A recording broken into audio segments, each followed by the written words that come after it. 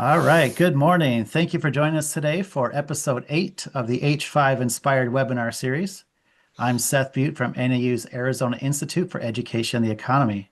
We're excited to share stories of creative and innovative solutions from and for our H5 Coalition partners, network, and their communities. In this episode, we explore the power of student voice in Miami Unified School District.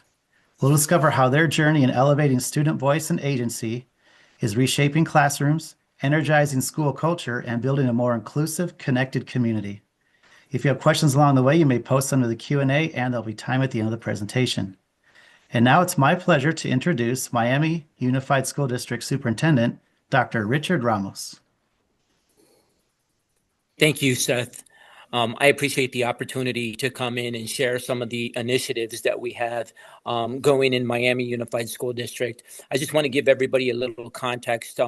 I have been the superintendent for about 10 months now. But I've been working with these kids that are in the room with us, sharing this space with us virtually for the last 2 years. I first started in the district as the director of innovation and learning. And so it gave me a lot of flexibility, especially as we were developing innovative classrooms that were more collaborative and focused on project-based learning. And so I'm going to go ahead and turn it over to the kids in the room because I'm sure that they have a lot to share with you today. We'll start with Caden. Hello, my name's Caden Gauss. I'm a freshman at Miami Junior Senior High School. Hello, I am Coulter Holbert, and I am also a freshman at Miami Junior Senior High School. My name is Devin Castillo, and I am now a senior at Miami Junior Senior High School. Yeah. And Seth, the way that we thought we would do this today is I would go ahead and share some of the experiences the kids have to give input throughout their experience as a Miami Junior Senior High School student. But I'm going to tell you how it started because one of the things that I was very fortunate to do was to come into the school and shop around a little bit and determine whether this was the place I wanted to work or not. And that happened in the spring of 2023. So I put a focus group together with students. And one of the questions I asked the students is if they felt like their education was satisfactory and why or why not. And one of the students told me that he felt like his education was unsatisfactory and that he deserved better. And because he said that to me, I was like, that's the school district I'm going to go to because that's where I could have the greatest impact. So that's how I landed as the director of innovation and learning in the Miami Unified School District. I was determined to make school exciting for kids. I really wanted kids to enjoy their experience while they were here. And I wanted them to start having voice in their education because if that child could tell me that his education was unsatisfactory, it was my goal to do something about it. And so one of the things that I did was I had the opportunity to observe classrooms once I started because the whole idea was for us to transition to a more hands-on approach to learning so kids were more engaged. And so I noticed there was a teacher that was struggling in his first year, and he happened to teach social studies, and that's what I taught when I was a teacher. And so I became very passionate about what he was doing. And so I asked him if I could team teach with him. So I would come into the classroom once a week and team teach with them. And so I wanted to be very methodical in the process. And so one day I saw that the objective to the lesson was to teach students to be active members of the community and be civically involved. And so I turned to him and I said, hey, can I take the lead for the lesson today? And he was shocked and he said, of course you can. And so the two students in the room, both Caden as well as Coulter, were in that classroom at the time, and they were only 8th graders at the time. I told all of the kids to take their iPhones or their Androids out. I said, take them out because we're going to go on a field trip. And the kids were like, field trip? What? I said, we're going to walk the school, and I want you to take me to different areas around the school building that need to be renovated. And I want you to take as many pictures as possible of those areas. And this field trip will take about 30 minutes. So the kids took me to like all the different areas around the campus, from the mallways to the locker rooms to the landscape of the building, to classrooms. And they actually took photographs of like all the different areas, and they started to think about ways that we could renovate those areas. So after 30 minutes, we went back to the classroom, and I told the kids to work in their groups of 3 to 4 and compare pictures and land on the one they felt needed the most work. And so they did that. And then I had them sketch what the new renovation would look like if they had the opportunity to redesign it. And so the kids started working on their sketches, and we had to continue the next time because the class period ended. So the next time we came in, they did their sketches, and I was impressed with the talent in the room and how engaged the kids were. I had them put together materials and give me that list so that way I could go out and purchase the materials for them so we could go ahead and build prototypes around the renovations. And then that turned into presentations. And then I'm going to go ahead and turn it over to them because they develop presentations as well. What happened next, or what did you enjoy most? I'll turn that over to Coulter or Caden. Either one of you could answer that. Well, first off, I would like to say thank you because that was an amazing experience. And one of my favorite parts was so after we were showing pictures and explaining ideas right before we started those sketches. And, sadly, I'm not as much of an artist as him over here, but I had him help me with my sketch, and they were looking so well. And then when you told me that we were going to get it to make these, to try to make models out of them, I got so excited. I started rushing my process of what I thought was going to go into them. And I had to go back to him again because he's the only rational mind. Yeah, it was pretty fun. I remember my picture actually turned out better than I thought it was going to be. And then everyone was all impressed. But it was definitely very fun working with my group because they weren't, because like some other groups, there was like half were involved, the other half kind of were joking off. But my group, we were always set center, so the same with his group. But those groups that just brought together and they just made just such a good environment. Made it really easy to create these projects. And then again, even if they weren't as good at presenting like Devin or Andrew, for examples, they still were trying. And I was really appreciative of that. So what happened from there was, the school district was already inviting the business partners to a cafe on a quarterly basis. And so because these students were done by mid-year with their projects, and overall this project took anywhere from 6 to 8 weeks to complete. And that was like, going through the whole process of research first, designing their sketches, going through the process of developing a prototype and actually making a presentation, and then writing so that way they could execute the presentation and be ready to answer like questions from the audience. And so because we had been doing business partner cafes, we actually took the projects to the business partner cafe, and the kids actually shared their projects with 80 business partners in the room.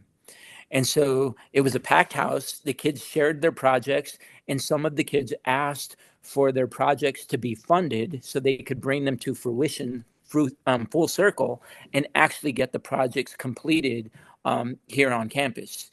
And so it was a great way to connect the students to community and actually meet that criteria, that objective of making sure students were active members of their community. It was happening firsthand in front of all of the stakeholders. And so out of that, Business Partner Cafe exploded. Like everybody wanted to be at the Miami Unified School District's Business Partner Cafe. So what happened from there is I tried to wean myself away from being the facilitator, from being the presenter, and I actually wanted the kids to do that. So off to my left here, your right, is Devin Castillo. He took ownership in the Business Partner Cafe. And so do you want to share a little bit about that, Devin? Yeah, I would actually. I introduced the business partner cafes with all of the however many businesses, and they're impressed at all of the projects. But I think they're more impressed with the way that these students are so easily able to communicate with older people, and they see the power of the students. And I facilitate as well, so I go and sit and actually talk and converse with all the businesses and the people, and I also do the outro as well. So I greet them, facilitate at the tables during the business partner cafes, and I also say we do a formal goodbye, of course. So we also do that as well, and it's led by the students. So Yeah. powerful. So this last one that we had was in March, and it was like mid-March. And again, we had 80 business partners there, and they come because they want to get an update from the kids. But it was the first time that I didn't have to do a single thing.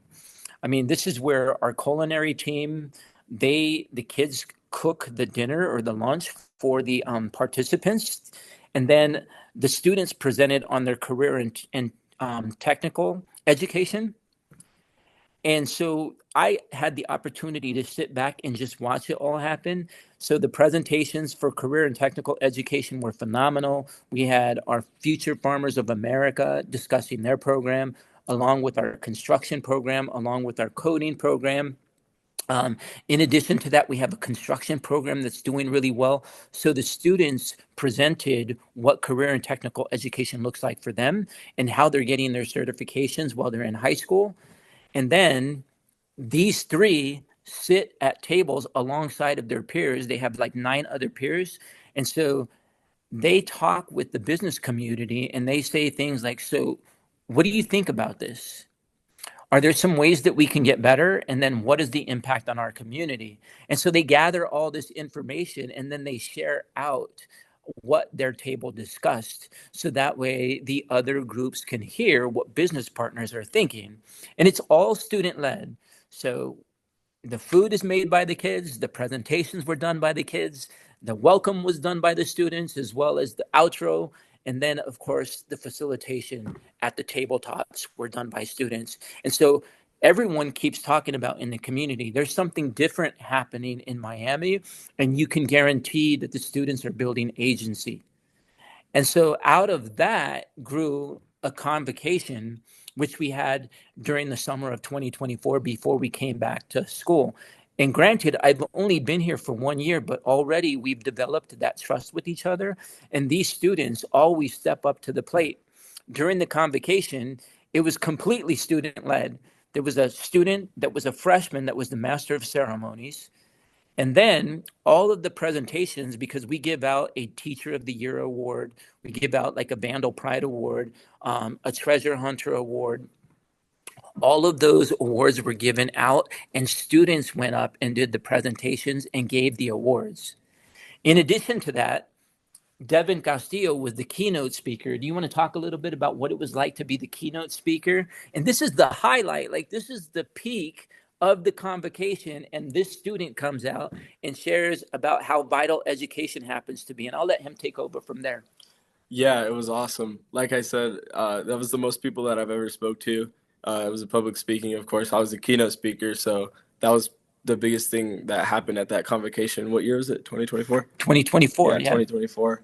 And I talked about how important it is for teachers to be involved, really be involved with the student, and how much a teacher impacts the student's life. Often checking on students, it really it changes how they think and how they feel. And I could definitely say that making a student feel special it's one of the most important things of teaching, not just teaching the subject, but being a part of their life. Yeah, and I think one of the things he shared was that, he's one of those students, from a community where things have not always been easy. They've been challenging, but because of teachers, he's been able to overcome those challenges and be successful. And so I think that is what really is amazing. And I think that really hit the community hard when he shared those things. But out of all of those, like our kids, we recognize that our kids want to share their ideas. They want to be a part of something. And so what we've developed this year is leadership conferences, and we've had two of them, and they're after school and they last for about 4 hours. But our kids did some pretty phenomenal things. And I think that this is going to probably inspire other people. But our kids, each one of them made a puzzle piece, and they designed the puzzle piece that was particular to them, like something that was meaningful and special to them. And the whole thing was like covered with art. And then they got up and spoke about why they designed their puzzle piece that way and what it meant to them. And so what the kids saw and recognized is we're all a part of something greater. They put the puzzle together. By the end, we had like 100 pieces of this puzzle that stayed up the whole entire year. And it's one of the bulletin boards that stayed up during the duration of the year because it was made by kids. And so it was pretty phenomenal experience. They also came up with the definition for their mascot, a vandal, and what it means to be a vandal. They also took part in redesigning what high school looks like for them. And I thought that was the greatest experience because Caden is a phenomenal artist. And so to put that design down on paper was awesome for them to present.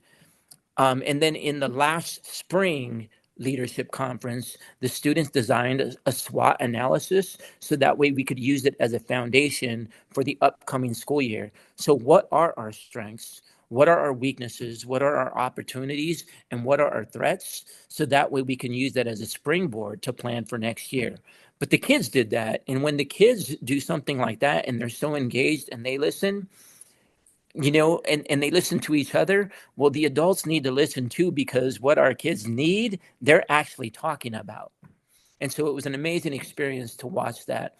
And I also think I shared a slide with you if you want to show the audience the slide, because I think that's really, really critical for them to see.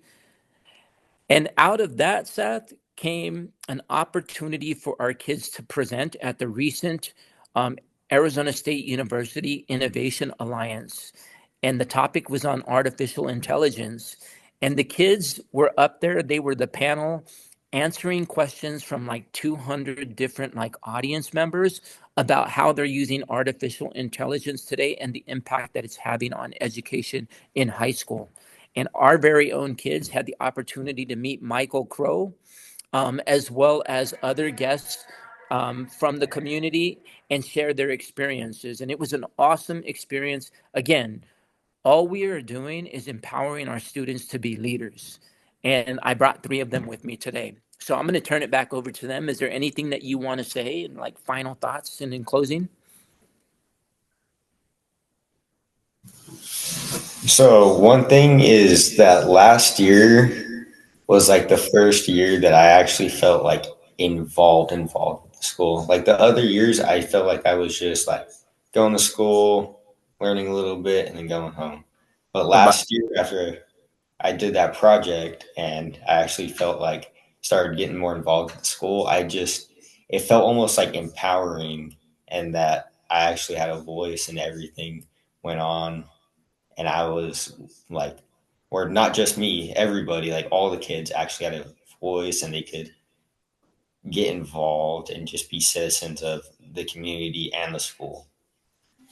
Yeah, I can't agree with him more. It felt like I was finally able to be part of the school and not just another number that was there. Yeah. And I have to brag a little bit on Devin here, because Devin asked me about like 3 months ago.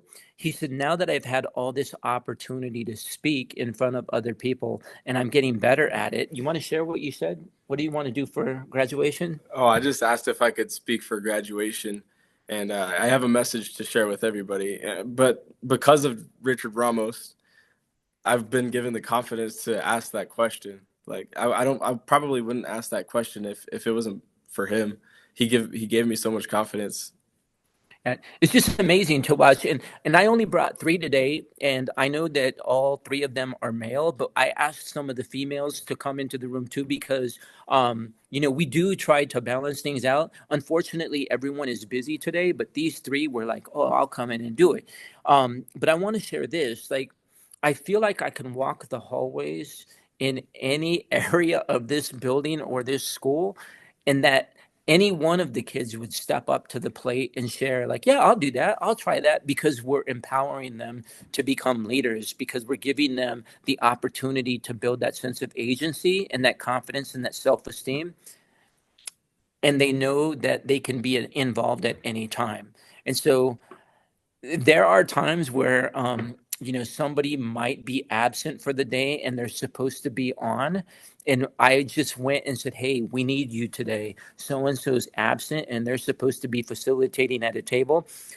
I'll help you. Will you participate? And they're like, sure, I'll do it. Like, just show me what I need to do and I'll get it done for you. It's been really awesome. And and these three can tell you, like, oh yeah, he does that, because I try to make leaders out of every student that comes within my path. It works. So we have a great time doing it too. It's amazing. And that's how opportunities like this are born too. And that's why I always include students in the experience, because it's only sharpening their skills. And I love this story. Like everything that you're doing is great. I'm going to go ahead and share that picture if you want to briefly describe what's up there. Sure. Hopefully it's. And I'll let the kids go ahead and share as well. So this is the picture of like students. Can you see it okay? It's not up yet. Oh, there it is. All right, cool. So some of these pictures happen to be the Business Partner Cafe. And so the Business Partner Cafe, the career and technical education students are presenting to an audience of 80 people. And so the picture in the center top happens to be our Future Farmers of America. And I believe both Coulter and Caden are members of that team. So if there's anything you want to share, please do. And then off to the left, the picture on the left happens to be our construction representatives. And so they talked about what they do on behalf of their career and technical education class in construction. And all of them are responsible for passing an assessment at the end to make sure that they qualify for their certification. If you go just right of the picture in the vests and the construction workers, that's one of our leadership conferences. And so that's the leadership conference in the spring, and the students are surrounding a whiteboard that lights up where they're developing a portion of the SWOT analysis. And so I think in that corner, they actually are doing threats to their community. And they're of course, paying attention to the individual that's facilitating and writing the information on the whiteboard. In the center, the lower picture on the bottom happens to be our culinary team. They make the food for every occasion, totally student-led, totally students at the serving line. It's an amazing experience what they did. And I have to tell a funny story, and I'm sure these three can add to it. So our Future Farmers of America grow livestock here. So they actually feed, support, lead, whatever the case may be, livestock. So we raise goats. We also raise large livestock like steer as well as pigs on our campus. And so at the last Business Partner Cafe, everybody was finished eating. And then our Future Farmers of America got up and said, I just wanted to let you know that everything that you ate today, we processed in our outdoor classroom. And so you ate goat. And everybody just turned and looked at me, and they were like, did we really just eat goat? And they were like, but that was so delicious. I was like, yes, we teach the children the whole process in a very humane way. And the kids actually processed the goat so that way they could have the curry that was on the table today. And so it's a really phenomenal experience. And so our culinary team and our Future Farmers of America work together in order to prepare those meals. And then off to the right of the culinary team happens to be our students at the Arizona State University Innovation of Alliance Summit, where they were talking as a panel and giving information about artificial intelligence. They had the opportunity to meet Mr. Michael Crow, Dr. Crow, as a result. And then off to the right there is our first leadership conference that was held back in September. And you could see we're a very diverse campus, and the kids are giving input on the design of their community. And so that's what you have there. So those pictures are a good representation of the student voice that is happening on our campus. And actually, I would like to include, I think that photo on the far right, sorry, Right. that was outside of school hours. Those were just participants. They volunteered for that. So they went and did that under no pressure at all. If you don't mind, I would like to add that goat story. I was cutting the goat that class hour before that business partner cafe because we were in his 8th grade program because he has a class for the 8th graders. As freshmen that's already been through it and have experience with all of that, we were allowed to actually help Crosby teach others how to process the goats. So we were sitting there, and instead of processing them ourselves, we were making lines with our fingers telling kids where to cut instead of us doing it. Yeah. Wow. So it's been a really, really pleasant experience. I've enjoyed myself, and these kids have done a phenomenal job. They've really stepped up to the plate, and this is their campus. They own it. You know what I find inspiring about this is that, Dr. Ramos, you actually extended your trust to the students. The students stepped up, and now it's like a part of the culture, part of the process. And I heard one of the guys say that it's empowering, and and also one of the guys mentioned that it feeling like you're involved and you're engaged in the process. School isn't just happening to the students. They have the opportunity to be a part of what's happening at school. And that's great. I love it. Yeah. I mean, to have a student walk up to you and say, "Hey, I have a message. Can I share at graduation?" Like that was the first time that like, oh my goodness, like we really are changing the environment and the culture is changing. Yeah. So it was awesome. Awesome. Yeah, it is. It is inspiring for sure. This has been great. So that's about all the time we have today, and I will get this posted, and I'll share the links so you guys can get the links also and share them with your friends and family, and add that to your resume of leadership and presentation opportunities. Thank you so much. We appreciate it. Yeah. It was nice to meet you. And it's good to meet you too. I hope to visit you guys sometime. Well, you'll probably be graduated by the time I get out there, but I'm going to get out to Miami and visit the schools there, and I'll try to run into the other guys and say hi. Do it. All right. All right. Well, thanks a lot. Take care. Have a great day. This is an awesome community. You're going to love it when you come. I'm excited. Thank you. Thank you. Thank you. You.